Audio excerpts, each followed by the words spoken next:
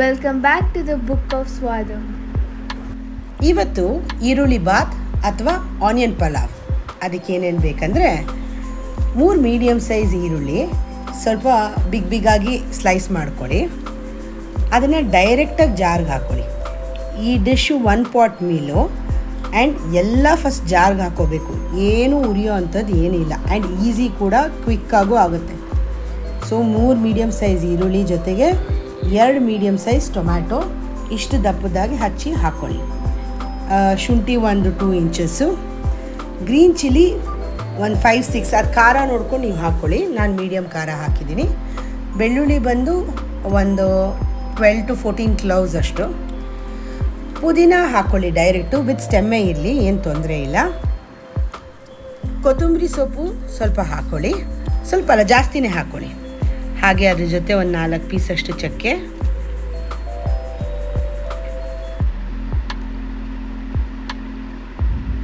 ಲವಂಗ ಒಂದು 7-8, ಇಲೈಚಿ ಇದ್ದರೆ ಹಾಕ್ಕೊಳ್ಳಿ. ಇಲೈಚಿ ನನ್ನ ಹತ್ರ ಇರಲಿಲ್ಲ, ಅದಕ್ಕಾಗಿ ಹಾಕ್ಕೊಳ್ಳಿಲ್ಲ.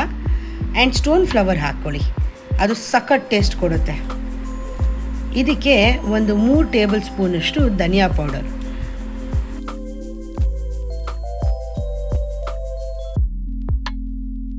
ಇದಕ್ಕೆ ಒಂದು ಚೂರು ಸೋಂಪು ಹಾಕ್ಕೊಳ್ಳಿ. ಸೋಂಪು ಜಾಸ್ತಿ ಯೂಸ್ ಮಾಡಬೇಡಿ, ತುಂಬ ಡಾಮಿನೆಂಟ್ ಅದು ಟೇಸ್ಟು. ಇದಕ್ಕೆ ಒಂದು 4 ಸ್ಪೂನ್ಸಷ್ಟು ತೆಂಗಿನಕಾಯಿ ತುರಿ. ಆ್ಯಕ್ಚುಲಿ ಜಾರ್ ಫುಲ್ ತುಂಬೋಗಿಬಿಟ್ಟಿದೆ, ಇಟ್ ಈಸ್ ಓಕೆ. ದೊಡ್ಡ ಜಾರ್ ತೊಗೊಳ್ಳಿ, ಚಿಕ್ಕ ಜಾರಲ್ಲಿ ಆಗಲ್ಲ. ಇದಕ್ಕೆ ಮಿಕ್ಸ್ ಮಾಡ್ಕೊಳ್ಳೋಕ್ಕೆ ಗ್ರೈಂಡ್ ಮಾಡ್ಕೊಳ್ಳೋದಕ್ಕೆ ವಾಟರ್ ಮಿಕ್ಸ್ ಮಾಡಿಕೊಂಡು ಚೆನ್ನಾಗಿ ರುಬ್ಕೊಳ್ಳಿ. ಈ ಕನ್ಸಿಸ್ಟೆನ್ಸಿಗೆ ಬರಬೇಕು. ಸ್ವಲ್ಪ ತಿಕ್ಕು ತಿನ್ನೋಕೆ, ಇದಕ್ಕಿಂತ ತೆಳು ಆಗೋದು ಬೇಡ. ನೋಡಿ, ಈ ಕನ್ಸಿಸ್ಟೆನ್ಸಿ ಮಾಡ್ಕೊಳ್ಳಿ. ಮತ್ತು ಕುಕ್ಕರಲ್ಲಿ ಒಂದು 6 ಟೇಬಲ್ ಸ್ಪೂನ್ಸ್ ಆಯಿಲ್ ಹಾಕಿದ್ದೀನಿ. ಇದಕ್ಕೆ ಸ್ವಲ್ಪ ಎಣ್ಣೆ ಜಾಸ್ತಿ ಇದ್ದರೆ ಟೇಸ್ಟು. 1-2 ಬೇ ಲೀಫ್ ಹಾಕ್ಕೊಳ್ಳಿ. ಇದಕ್ಕೂ ಒಂಚೂರು ಕಲ್ಲು ಹೂವು, ಸ್ಟೋನ್ ಫ್ಲವರ್ ಹಾಕ್ಕೊಳ್ಳಿ, ಅದು ಸಖತ್ ಟೇಸ್ಟ್ ಕೊಡುತ್ತೆ.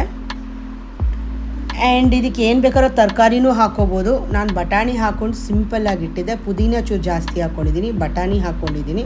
ಸೊ ಅವೆರಡು ಕಾಂಬಿನೇಷನ್ ತುಂಬ ಚೆನ್ನಾಗಿ ಬರುತ್ತೆ ಈ ಈರುಳ್ಳಿ ಬಾತಿಗೆ. ಈರುಳ್ಳಿ ಸ್ವಲ್ಪ ಜಾಸ್ತಿ ಹಾಕಿರ್ತೀವಿ, ಮತ್ತು ಒಗ್ಗರಣೆಗೂ ಈರುಳ್ಳಿ ಬೇಕಿರೋರು ಹಾಕೋಬೋದು. ಇವಾಗ ಈ ಬಟಾಣಿ ಹಾಕಿದ್ದೀವಲ್ಲ, ಅದ್ರ ಜೊತೆ ಈರುಳ್ಳಿನೂ ಸ್ಲೈಸ್ ಮಾಡಿ 1-2 ಹಾಕೋಬೋದು. ಈ ಥರ ಚೆನ್ನಾಗಿ ಬಟಾಣಿ ಫ್ರೈ ಆದಮೇಲೆ ಮಸಾಲೆ ಏನು ರುಬ್ಬಿರ್ತೀವೋ ಅದನ್ನು ಮಿಕ್ಸ್ ಮಾಡ್ಕೊಳ್ಳಿ. ಹಾಕಿದ ತಕ್ಷಣ ಸಖತ್ ಸ್ಪ್ಲ್ಯಾಶ್ ಆಗುತ್ತೆ ಆಯಿಲು, ದೂರದಿಂದ ಹಾಕ್ಕೊಳ್ಳಿ. ಆಮೇಲೆ ಈ ಥರ ಕಾಮ್ ಡೌನ್ ಆಗುತ್ತೆ. ಇದಕ್ಕೆ ಒಂಚೂರು ಕಲ್ಲುಪ್ಪು, ನಿಮ್ಗೆ ಎಷ್ಟು ರುಚಿಗೆ ತಕ್ಕಷ್ಟು ಉಪ್ಪು ಹಾಕ್ಕೊಳ್ಳಿ. ಸ್ವಲ್ಪ ತಳ ಹಿಡಿದಿರೋ ಥರ ಸೌಟ್ ಆಡಿಸ್ಕೊಳ್ಳಿ. ಇದು ಬಾಯ್ಲ್ ಆಗಬೇಕು ರೈಸ್ ಹಾಕೋಕ್ಕೆ ಮುಂಚೆ.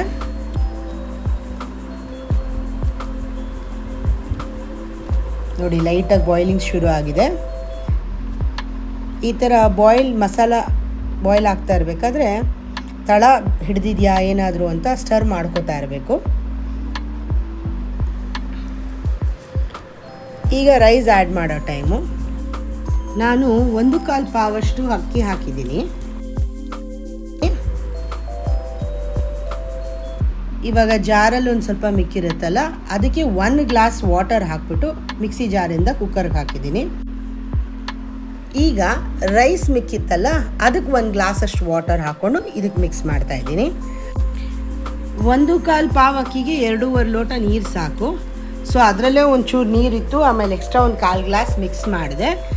ಮಿಕ್ಸಿ ಜಾರಲ್ಲಿ 1 ಲೋಟ ಮತ್ತು ರೈಸಲ್ಲಿ 1 ಲೋಟ, ಸೊ ಟೋಟಲಾಗಿ 2.5 ಗ್ಲಾಸಸ್ ಹಾಕಿದ್ದೀನಿ. ಚೆನ್ನಾಗಿ ಬಾಯ್ಲ್ ಆಗಲಿ. ನೋಡಿ, ರೈಸ್ ಈ ಥರ ಮಧ್ಯದಲ್ಲಿ ತಿರುಗಿಸಿ. ಇದನ್ನು ಪ್ರೆಷರ್ ಕುಕ್ಕು ಮಾಡ್ಬೋದು, ಎಲ್ಲ ಮಿಕ್ಸ್ ಮಾಡಿಬಿಟ್ಟು ಪ್ರೆಷರ್ ಕುಕ್ ಮಾಡ್ಬೋದು. ಅನ್ನ ತೀರಾ ಮುದ್ದೆ ಆಗಬಾರ್ದು, ಸ್ವಲ್ಪ ಮೀಡಿಯಮ್ ಉದುರಾಗಿರಬೇಕು, ಈ ಥರ ಮಾಡ್ಕೊಳ್ಳಿ. ಒಂದು 80% ಅಷ್ಟು ಓಪನ್ನಲ್ಲೇ ಚೆನ್ನಾಗಿ ಬಾಯ್ಲ್ ಮಾಡಿಬಿಟ್ಟು ಸ್ವಲ್ಪ ಸ್ಟರ್ ಮಾಡ್ತಾಯಿರಿ, ತಳ ಹಿಡಿದಾರಂಗೆ. ಇನ್ನೇನು ಲಾಸ್ಟ್ ಒಂದು 10 ಮಿನಿಟ್ಸ್ ಇದೆ ಅಂತ ಗೊತ್ತಾದಾಗ ಸಿಂಗಲ್ ವಿಸಿಲ್ ಕೂಗಿಸ್ಕೊಳ್ಳಿ.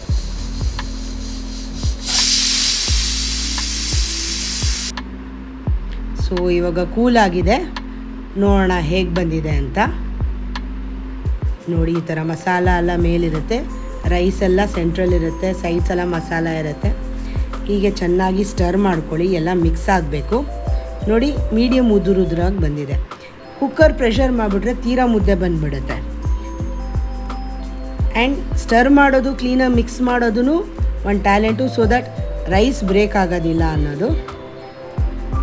ಈಗ ಸರ್ವಿಂಗ್ ಟೈಮ್. ಆ್ಯಂಡ್ ಟೇಸ್ಟ್ ಮಾತ್ರ ಅಲ್ಟಿಮೇಟ್ ಆಗಿರುತ್ತೆ. ನಾನು ಮಾಡಿದ್ದೀನಿ ಅಂತ ಅಲ್ಲ, ಬಟ್ ನೀವೇ ಟ್ರೈ ಮಾಡಿ ತಿನ್ನಿ, ವಂಡರ್ಫುಲ್ ಆಗಿರುತ್ತೆ. ಮೊಸರು ಬಜ್ಜಿ ಜೊತೆನೂ ತಿನ್ಬೋದು, ಇಲ್ಲ ಈರುಳ್ಳಿ ಬಾತಿಗೆ ತುಪ್ಪ ಹಾಕ್ಕೊಂಡು ತಿನ್ಬೋದು. Thanks for watching my channel.